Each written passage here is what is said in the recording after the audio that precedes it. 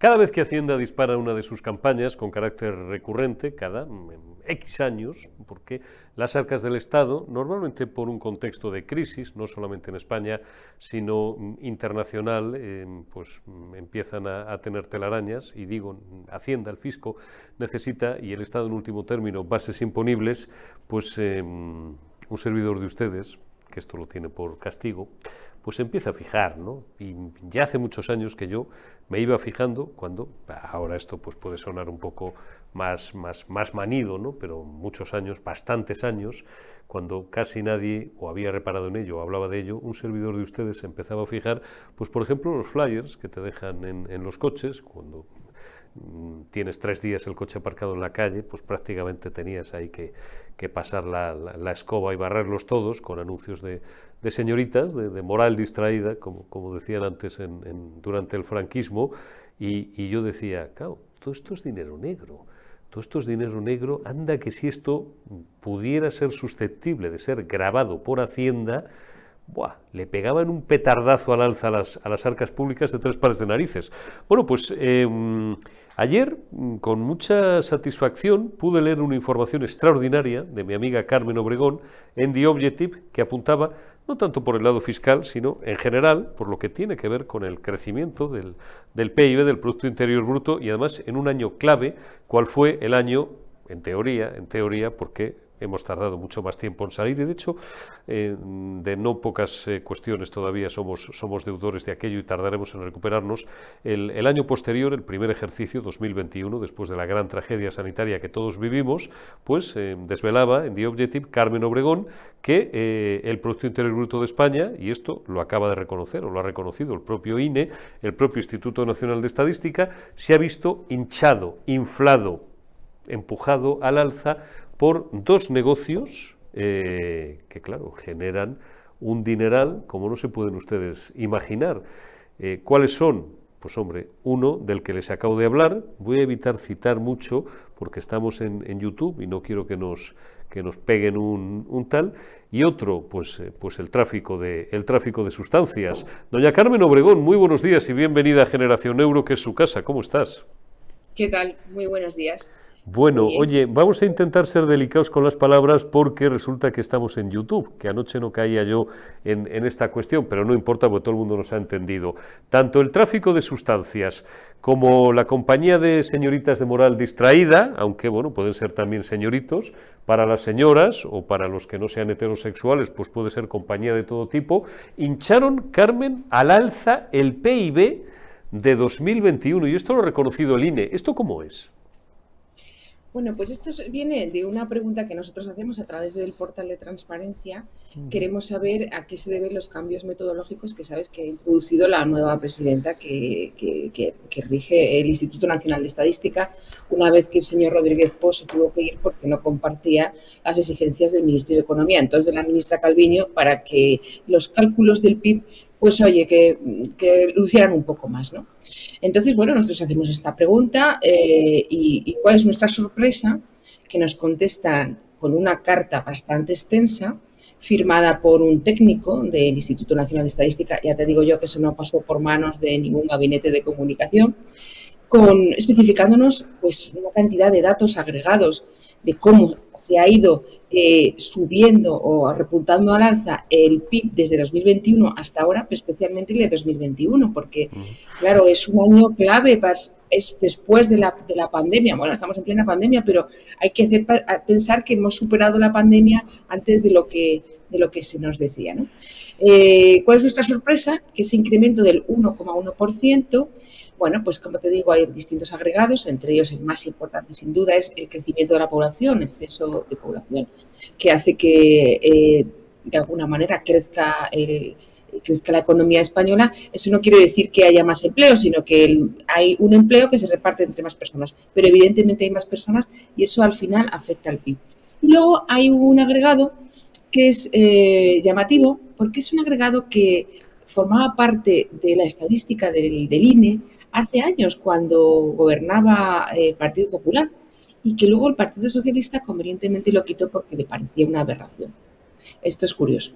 Pero ahora les hace falta para subir el PIB y lo han vuelto a recuperar, y eso lo explica. Recuperamos esta información que antes se utilizaba, o sea, no es una nueva fuente, es un método que se recupera y se añade.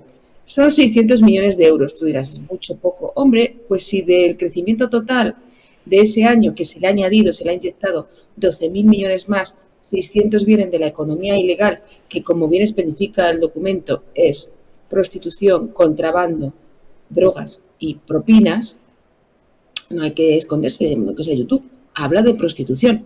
Pues hombre, 600 millones dentro de 12.000 millones quiere decir que de cada 21 millones uno viene de la prostitución, pues no es una cantidad menor.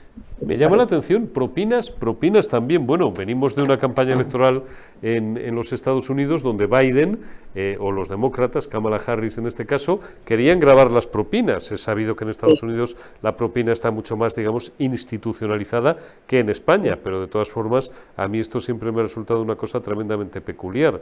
Yo soy poco amigo de dejar propinas, pero lo de grabar las propinas o lo de que está aportando Carmen Obregón, recogiendo fuente oficial, el INE, lo de que las propinas hayan contribuido ahí a hinchar, ¿cómo se cuantifica eso? Además, claro, se puede cuantificar, pero lo que es importante, o sea, tú puedes cuantificar las propinas, realmente es difícil, ¿no? Porque sabemos que es dinero, es que en el fondo, claro, es dinero negro. Porque va al Me imagino que, porque me ha explicado un técnico del Instituto Nacional de Estadística, más o menos tú haces digamos que un porcentaje de lo que se suele pagar en España. Es que en España no se pagan las propinas que se pagan en Estados Unidos, claro. Porque yo creo que, no sé si es como en Francia, tiene hasta un porcentaje obligatorio a partir del cual tienes que pagar la propina. Aquí no, aquí puedes dejar 1 céntimo o 10 euros, o habrá gente que dé más. Se hará un cálculo así.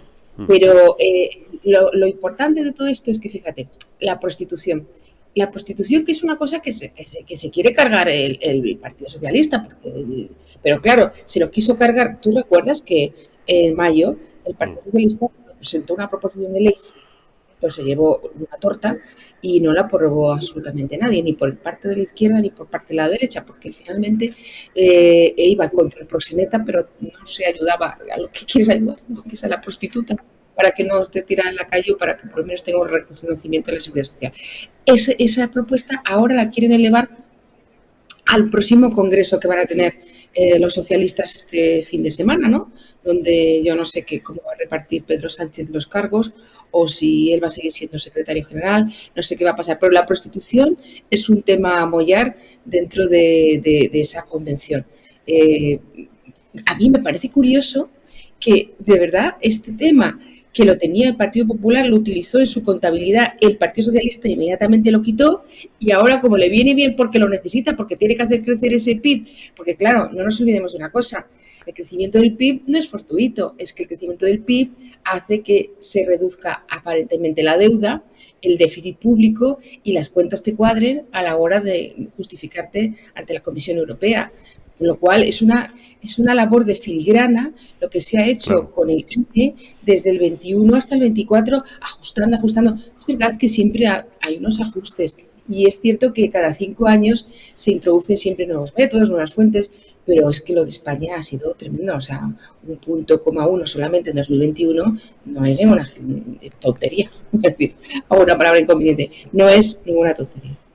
Oye, yo, claro, también esto suena un poco a eso, ¿no? A intentar hinchar o elevar un poco al alza, no de forma artificial, pero bueno, si esto tradicionalmente no se ha recogido, pues es llamativo que se recoja ahora.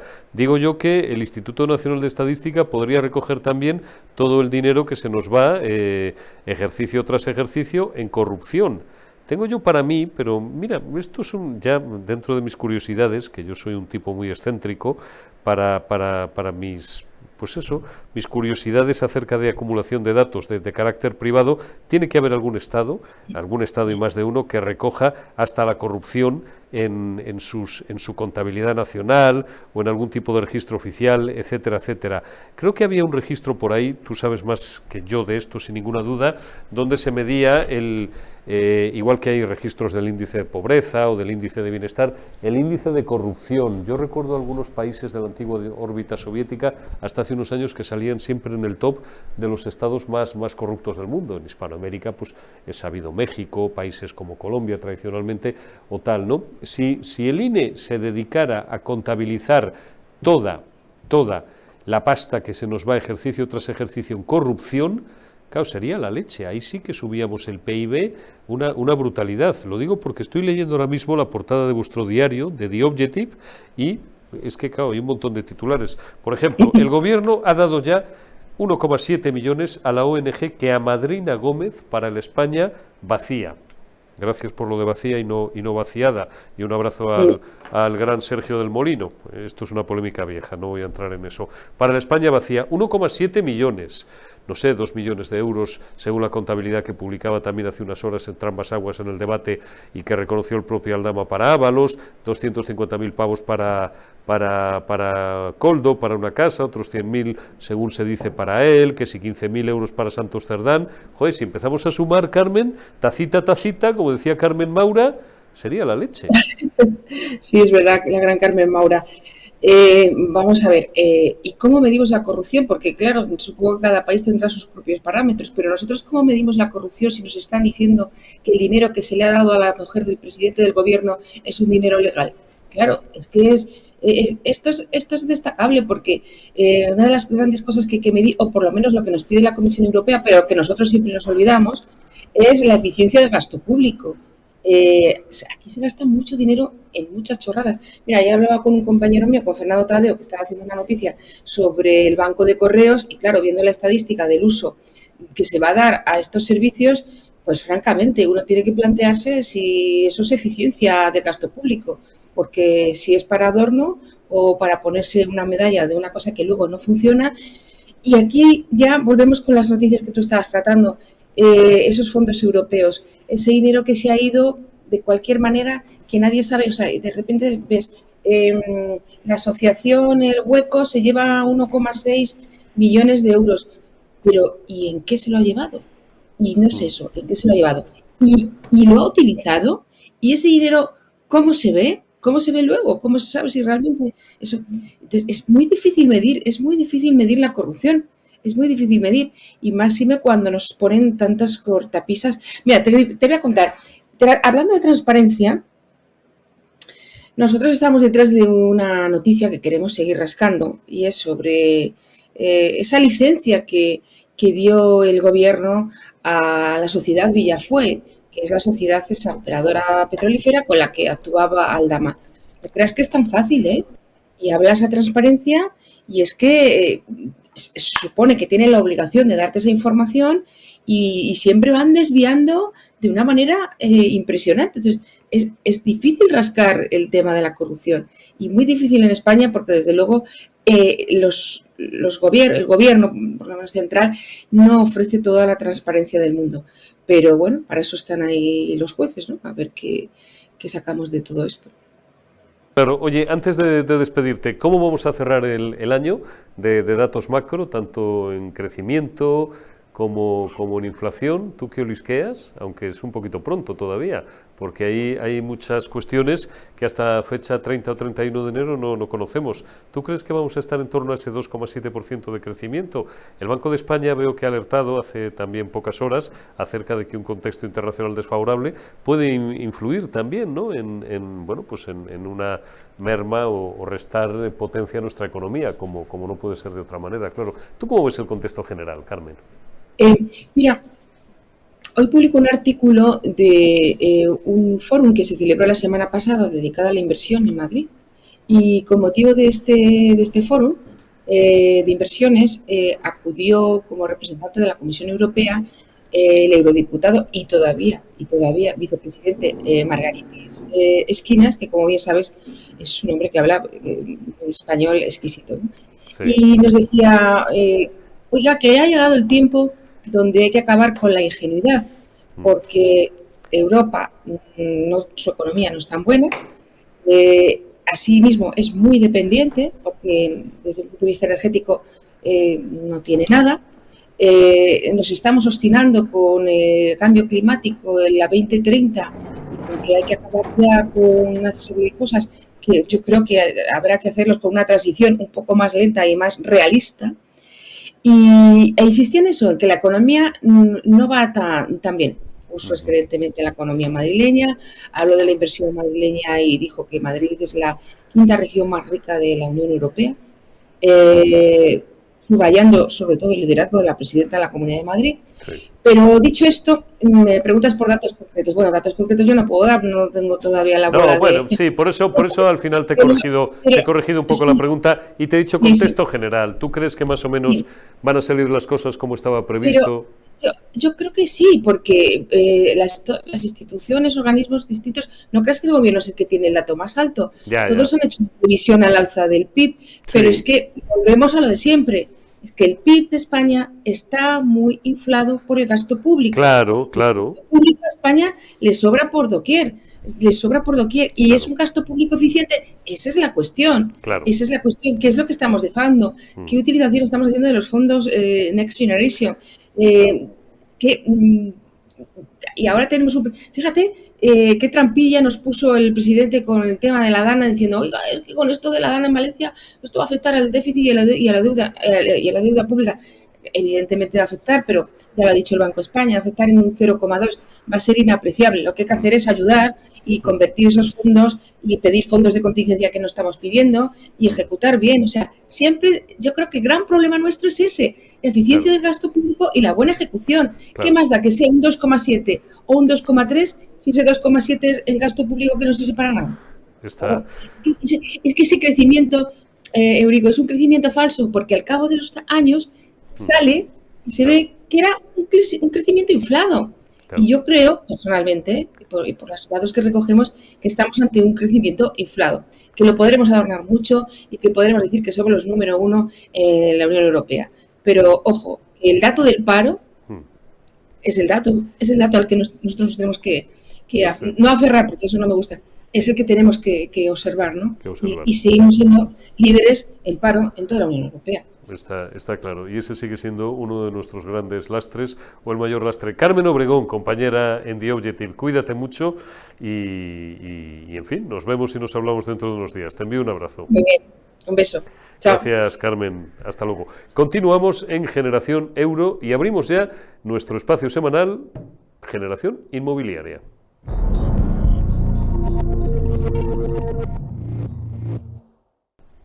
Arrancamos ya nuestra sección semanal con nuestros amigos de Gilmar y hoy tenemos el gusto de estar personalmente, porque ya ha estado en alguna otra ocasión con nosotros de manera virtual, a Óscar Ochoa, director del Departamento de Promociones de Obra de Gilmar. Óscar Ochoa, muchísimas gracias por haberte acercado a los estudios de Periodista Digital. Charlábamos usted y yo hace, yo creo que fue alrededor de 6 meses, acerca del mercado de la vivienda y bueno, de todo el contexto general. ¿Cómo ha evolucionado en este último semestre el mercado? Bueno, pues sigue un poco, bueno, primero muchas gracias por la invitación, lo primero, y saludos a toda vuestra audiencia. El mercado sigue con la misma tónica, el mercado sigue con una tónica de falta de oferta y una gran demanda, incluso en estos 6 meses ha habido todavía un repunte mayor de la demanda, dado que entre otros, digamos, estímulos externos, hay uno muy considerable que es una ya bajada real de los tipos de interés, que ya se están aplicando en los nuevos préstamos hipotecarios que se empiezan a contratar ahora. Y eso pues ha reactivado, te diría desde el mes de septiembre, especialmente septiembre-octubre, ha reactivado con más fuerza, si cabe, la demanda. Ajá. Y se están cerrando muchas operaciones dentro de que, como ya os dije la otra vez y como es la realidad del mercado, la oferta es muy limitada. El hecho de que la oferta esté tan constreñida, lógica e inevitablemente, porque esto es una función simple, aunque haya gente que todavía esto no lo acabe de entender muy bien, porque yo creo que no superaron las matemáticas de la EGB, o directamente la unidireccionalidad ideológica afecta a los precios al alza, claro. Efectivamente, es una ley del mercado universal. Una ley del mercado. Está claro. ¿Cómo va la evolución de la obra nueva? Bueno, pues la obra nueva sigue esta misma tónica, incluso todavía más agravada. Bueno, pues en las zonas, hay que diferenciar también siempre, no todas las zonas son iguales y no en todas las zonas pasan estas cosas. Correcto. Pero en las zonas donde realmente hay demanda, pues por ejemplo, en Madrid, en la capital y en la Comunidad de Madrid en general, en las zonas donde hay mucha demanda, pues lo que no disponemos es de suelo urbanizable finalista para poder construir viviendas, que eso es un grave problema.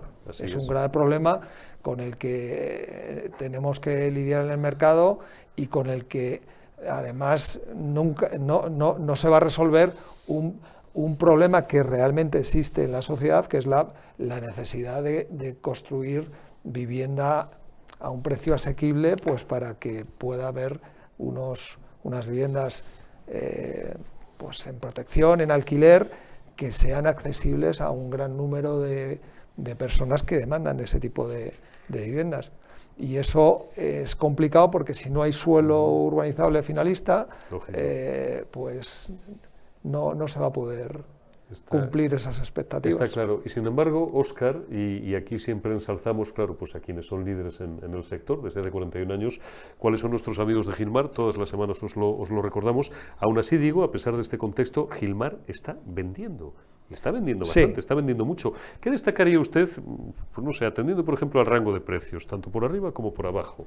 ¿O qué destacarías en general? Bueno, estamos vendiendo realmente varias promociones, si nos centramos en obra nueva, que es lo que yo llevo directamente, de diversos rangos de precio y en diversas localizaciones geográficas, tanto en Madrid como en Costa del Sol y bueno, pues en Sevilla, en Canarias.